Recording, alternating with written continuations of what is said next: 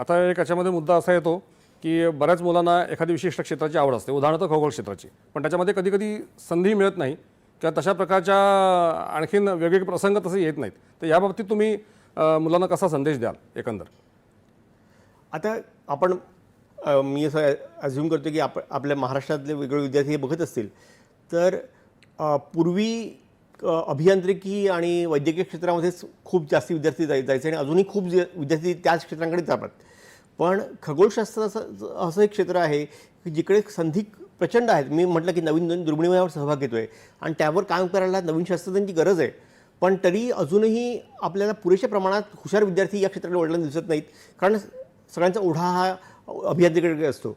तर विद्यार्थ्यांना मी हेच सांगेन की या क्षेत्रात संधी प्रचंड आहेत आणि त्या तुम्ही जर का हुशार विद्यार्थी असाल आणि तुम्ही या क्षेत्रामध्ये आलात तर तुम्हाला म्हणजे चांगल्या प्रकारे पैसाही मिळतो. सो तुम्ही नक्की या क्षेत्राचा विचार करा जर तुम्हाला आवड असेल तर, आणि ह्या संधींचा लाभ घ्या. कधी कधी करिअरविषयी संभ्रम असतो, तसंही असतं. म्हणजे विद्यार्थ्यांमध्ये करिअरविषयी संभ्रम असतो की नेमकं आपल्याला खगोलशास्त्रामध्ये जाऊन आपलं पुढचं आयुष्य कसं घडणार आहे. म्हणजे हेच तुम्ही म्हणतात असं की आता तुम्ही मागाशी म्हणाला की पैसा याच्यामध्ये आहे भरपूर, असं तर नेमकं म्हणजे काय, त्याच्यातनं कुठल्या संधी मिळू शकतात आणि ते करण्यासाठी त्यांना नेमकं काय माध्यम उपलब्ध आहे, म्हणजे कशा प्रकारचे कोर्सेस उपलब्ध आहेत ते पण सांगितलं तर बरं होईल जरा थोडक्यामध्ये.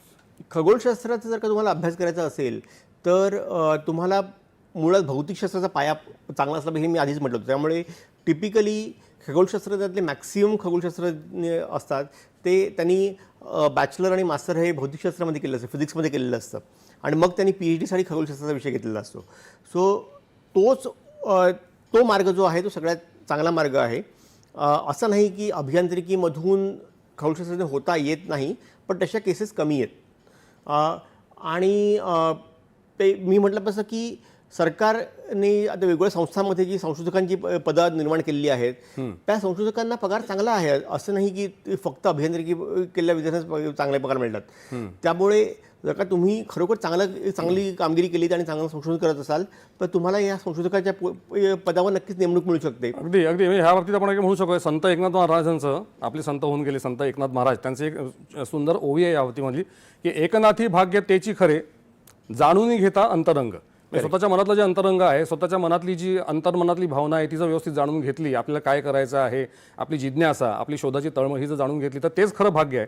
आणि आपल्या देशातली जी तरुणाई आहे, या देशातल्या तरुणाईला जर योग्य संधी मिळाली, त्यांना जर योग्य दिशा मार्गदर्शन मिळालं तर त्यांचं अंतरंग त्यांना जाणून घेता येईल, त्यांचं भविष्य घडेल. त्यांचं भविष्य घडलं तर देशाचं सुद्धा भविष्य घडेल. अगदी आज आपण या मुलाखतीमध्ये आलात, आपले मनपूर्वक आभार. चांगली चर्चा केली. धन्यवाद.